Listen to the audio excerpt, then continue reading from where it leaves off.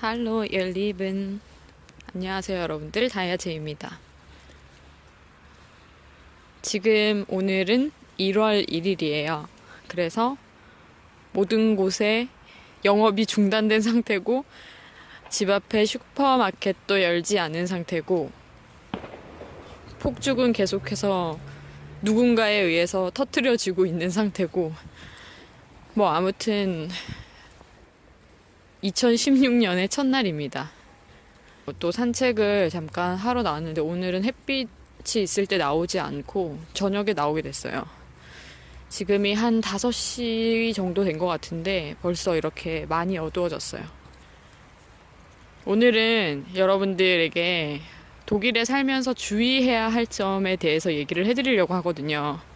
독일에 살면서 주의해야 될 점을 얘기하기에 오늘이 참 적합한 날인 것 같아요.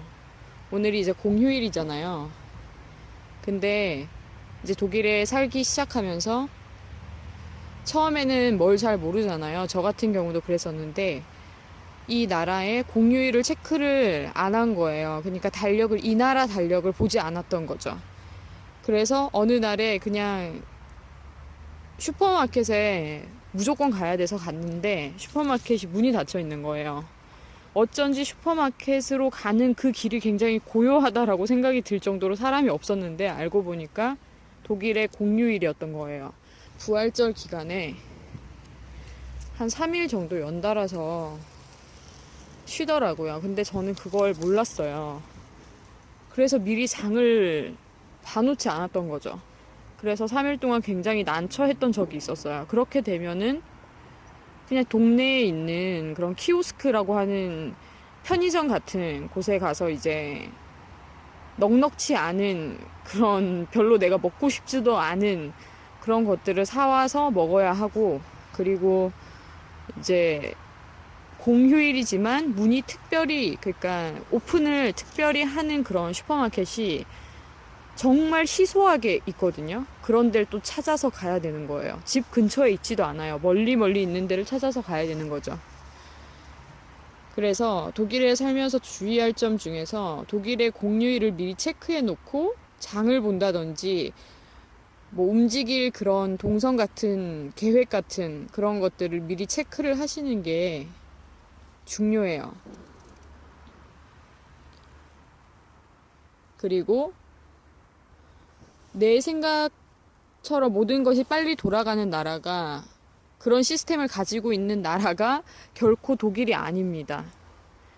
그래서 뭐 이사를 하고 나서 인터넷을 신청을 했는데 우리나라식으로 이제 생각하다가 되게 일찍 그런 테크니커가 올 거라고, 이제 그 인터넷을 설치를 해주는 사람이 올 거라고 생각을 해서는 절대 안 돼요. 저 같은 경우는 2주를 기다렸고, 그런 이제 설치를 해주는 사람이 왔다 갔는데도 그 이후로 약 한 달 동안 인터넷이 제대로 작동이 안 됐어요.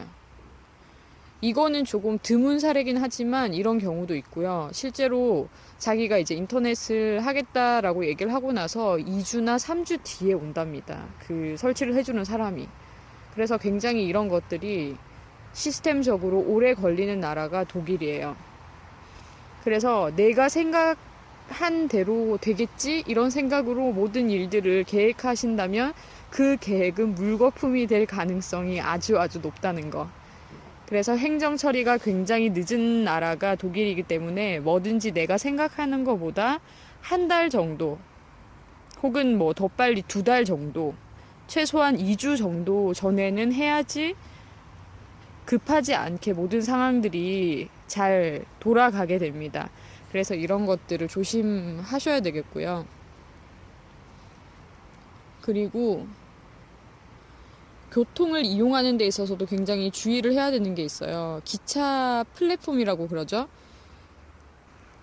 기차 레일이 가끔씩 변경이 돼요. 그래서 나는 이 시간에 이곳으로 내가 타고 가야 할 기차가 온다라고 생각하고 기다리고 있었지만 알고 보면 이미 노선이 바뀌어 있고, 아니면 늦는다고 또 표지판에 페어슈페퉁이라고 이제 기차가 늦는다는 문구와 함께 또 그런 지시사항들이 막 움직이면서 전광판에 돌아가고 있고요. 그래서 그런 것들을 수시로 무시로 확인을 해줘야 돼요.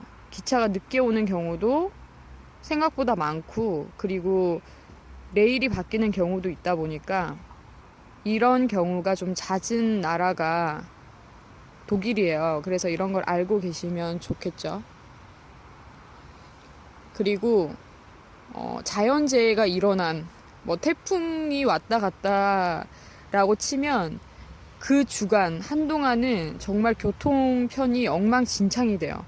이건 뭐 어느 나라나 동일한 거는 사실인데, 근데 독일 같은 경우는 기차가 아예 처음부터 캔슬이 됐다라고 해야 되는데 갑자기 기차가 캔슬이 돼서 없어지는 경우도 너무 많고, 그래서 저 같은 경우는 재작년 여름에 기차를 4시간 넘게 기다려 본 적이 있어요. 그러다가 안 와서 밤이 돼서 이제 나는 어떻게 해야 하나, 집에 못 가는 건가 이러고 있었는데, 이제 다행히 나라에서 택시를 이렇게 불러주더라고요. 저는 이미 기차표를 돈을 주고 샀잖아요. 그래서 그 기차표를 소유하고 있는 사람에 한해서 이제 자기가 가야 할 목적지까지 택시를 이용하게 해주더라고요. 무료로. 그래서 그런 거는 굉장히 좋은데, 아무튼 이런 식으로 이런 대체 시스템 같은 게 있다라고도 자기가 예측을 못 하잖아요, 처음에는. 저도 저를 위해서 그렇게 택시가 준비되어 있을 줄 몰랐어요. 그러니까 저희들을 위해서 그런 식으로 나라에서 택시를 지원해 주는 줄 몰랐는데, 그 기차 회사에서 이제 그런 식으로 기차표를 샀으니까 불이익을 당하지 않게 그런 식으로 처리를 해준다는 거를 모르니까 그 혜택을 누릴 수 없었을 수도 있는데, 근데 이제 제가 어떻게 하다가 밖으로 나갔는데 그런 이제 광경이 펼쳐져 있어서 저도 이제 그날 택시를 타고 무사히 집에 귀가를 하게 된 거였거든요.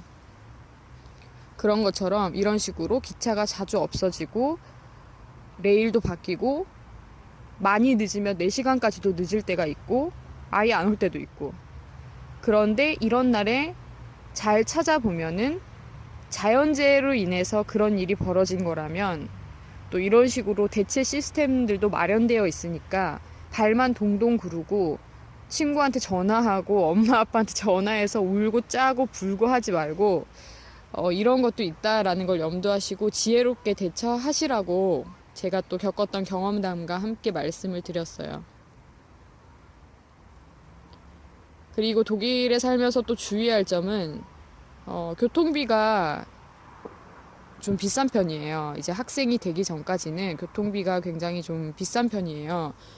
그렇다 보니까 무임승차를 계획하는 사람들이 생각보다 많아요.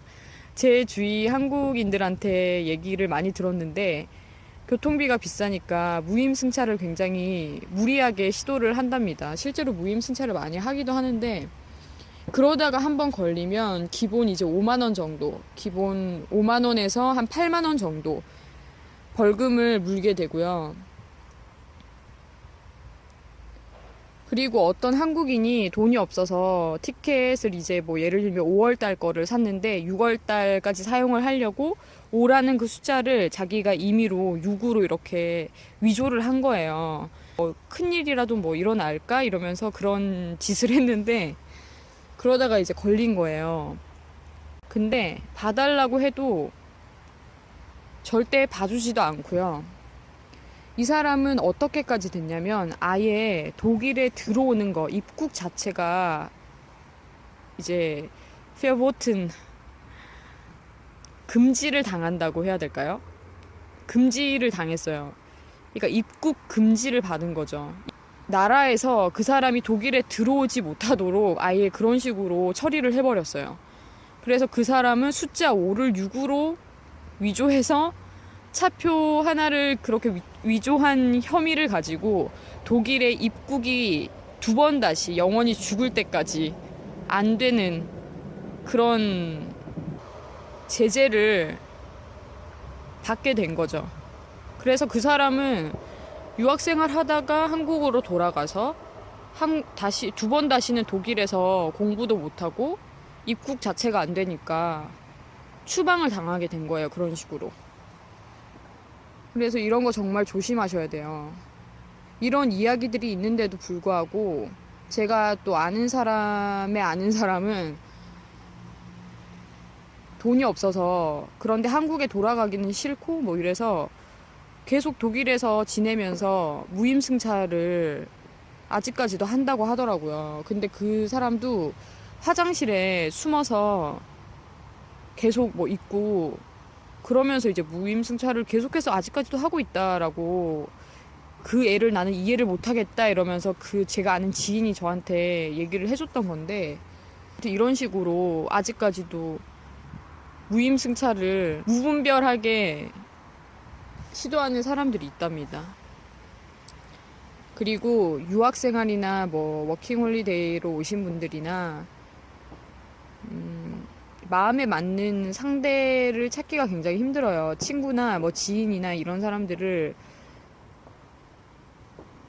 굉장히 이제 좋은 관계 속에서 만나기가 쉽지가 않아요. 그래서 동문도 없고 아는 사람도 없고 이러다 보면은 굉장히 큰 외로움에 빠지게 돼서 술에 빠지기도 쉽고, 담배 안 피던 사람도 담배를 피게 되고, 제가 또 아는 다른 유학생은 마약까지 해봤다라고 하더라고요. 너무 스트레스를 받아서 한번 미쳐보고 싶어서 나는 마약도 해봤어 이렇게 얘기를 하더라고요.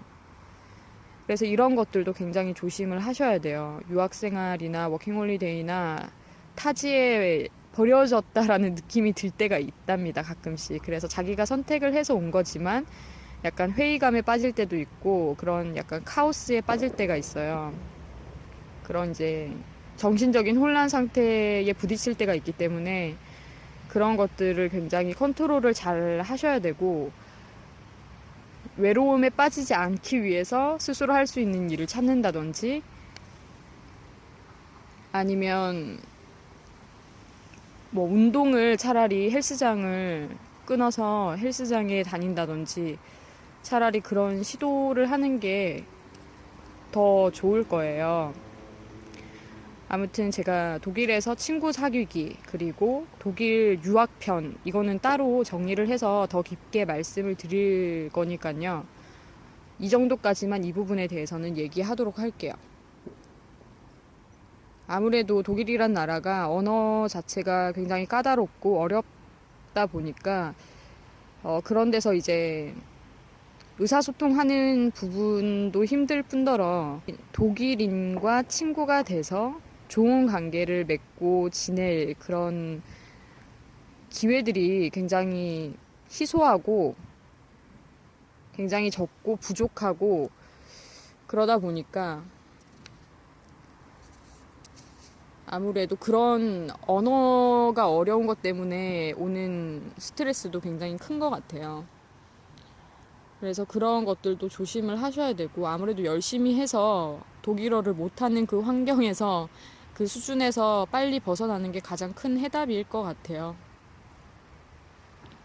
또 제가 아는 애가 해준 얘기인데, 이제 독일에서 유학 생활을 하는데 너무 힘들더래요. 학교에서 이제 독일어도 못하는데 수업 들어도 하나도 못 알아듣겠고, 입학은 했는데 전혀 이제 수업을 따라갈 수준이 안 돼서 매일매일 이제 그런 식으로 스트레스를 받으면서 요리할 시간도 없고, 일단은 학교 그 수업을 따라가야 되니까, 그래서 뭐 요리하고 자기 몸 관리하고 이런 시간을 제대로 사용을 못한 거예요. 시간을 그런 식으로 잘 사용을 하지 못해서 음식도 안 해 먹고 그냥 항상 햄버거만 사 먹고, 삼시세끼를 다 햄버거만 먹을 정도로 그런 식으로 계속 밖에서 사 먹은 거예요. 햄버거를 계속 사 먹으면서 유학 생활을 몇 년을 했는데, 근데 그러고 나서 진짜 암으로 죽었다고 하더라고요.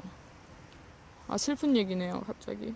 아무튼 거의 몇 년을 삼시세끼를 1년 꼬박, 2년 꼬박, 3년 꼬박, 4년 꼬박 이런 식으로 햄버거만 먹었더니 진짜 암이 걸려서 죽었다고 하더라고요. 뭐 스트레스와 더불어서 그런 현상들이 작용을 했겠지만, 암세포들이 여러 가지 이제 스트레스에서 오는 부분이 좀 크니까 근데 이제 아무래도 패스트푸드가 몸에 안 좋은데 그거를 매일 먹고 살면서 스트레스까지 함께 받았으니 운동도 안 하고, 그래서 건강 관리 안 하면 또 안 되는 게 바로 외국에서 사는 생활이죠. 그래서 건강 관리도 당연한 거지만 제일 소홀히 하기 쉬운 부분인 것도 같아요. 그래서 이런 부분을 조심을 당연히 하셔야 되겠고요.